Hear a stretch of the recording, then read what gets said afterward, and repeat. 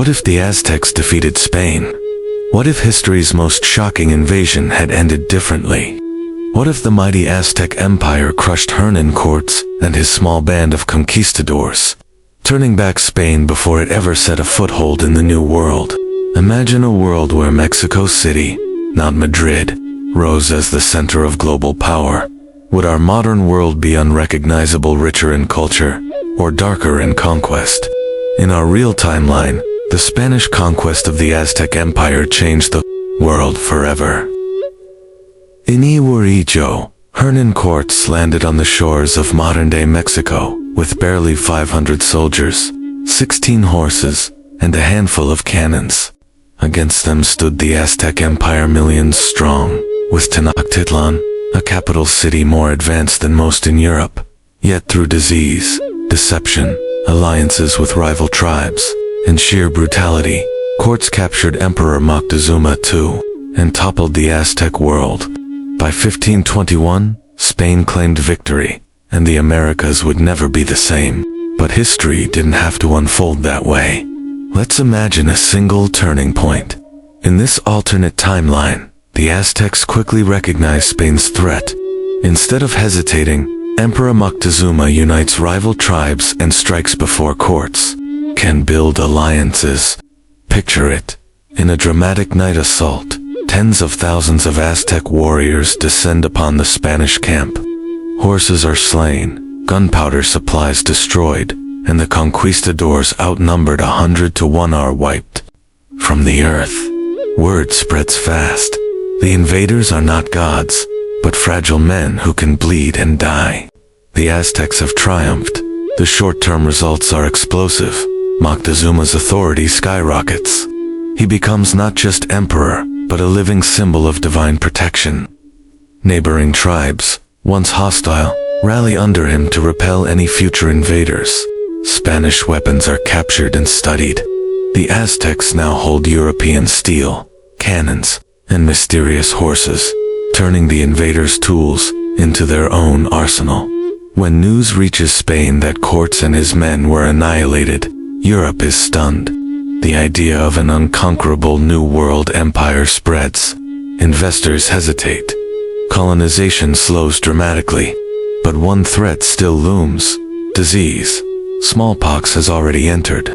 Unlike in our world, without the constant flood of Spanish reinforcements, outbreaks burn out slower. Populations shrink, but they recover instead of collapsing. The Aztecs have not only survived, they've set the stage for dominance. Now let's journey forward. Decades, then centuries. Without Mexico, Spain never becomes the richest empire of its age. No endless silver from the Americas to fuel its wars. European balance of power shifts. France and the Ottoman Empire rise stronger. England remains weaker. The Aztec Empire, emboldened by victory, pushes outward. They incorporate rival tribes into a growing federation, stretching from Central America deep into North America. By the 1600s, an Aztec navy, reverse-engineered from captured European ships, sails the Caribbean. The Aztecs adopt European metallurgy and gunpowder early. By trading cautiously with other explorers, they gain firearms and shipbuilding knowledge. Imagine an Aztec empire fielding muskets alongside obsidian blades, a terrifying hybrid of worlds. Christianity struggles to take root in the Americas. Instead, Aztec religion evolves, blending with new ideas. Sacrifice remains, but less bloodthirsty, more symbolic. The world's spiritual landscape diverges sharply. With Spain's humiliation, colonization is cautious. Africa, Asia, and the Pacific remain far less dominated by Europeans. The age of empires unfolds unevenly, with multiple centers of power. By the 1700s, Tenochtitlan rivals Paris and Beijing. Canals, temples, and markets flourish. Scholars record astronomy, mathematics, and medicine in codices preserved knowledge. That, in our world, was destroyed. So, what does our world look like today, 2025, in this alternate history? Instead of the United States, The dominant superpower is the United Aztec Federation, stretching from Mexico through Texas and the Mississippi Valley. English colonies may exist in the north, but they live in the shadow of Aztec might. Spain is a footnote, never achieving its golden age. France dominates Europe. England is a secondary power, never forging the same global empire. The Industrial Revolution still comes but slower, more fragmented. Aztec architecture inspires futuristic cities, towering pyramids fused with glass and steel. Festivals of ritual and color dominate the Americas.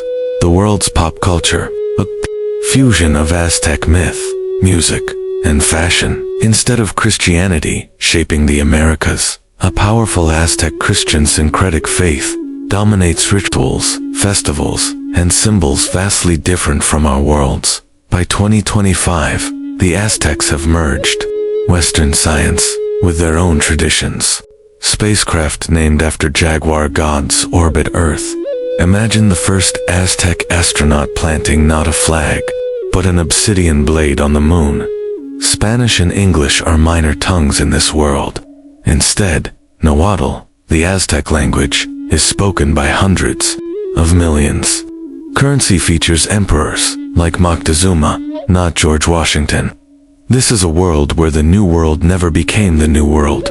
Instead, it became the center of human civilization. So here's the question. Would a world ruled by the Aztecs be brighter, more colorful, and more balanced than ours? Or would it be harsher, shaped by sacrifice and empire, just under a different banner? What do you think? Would this alternate world be better or worse than the one we live in today? Tell me in the comments. And if you enjoyed this journey through time, make sure to like, share, and subscribe because there are countless more what-ifs waiting to be explored. This is the What If Nexus.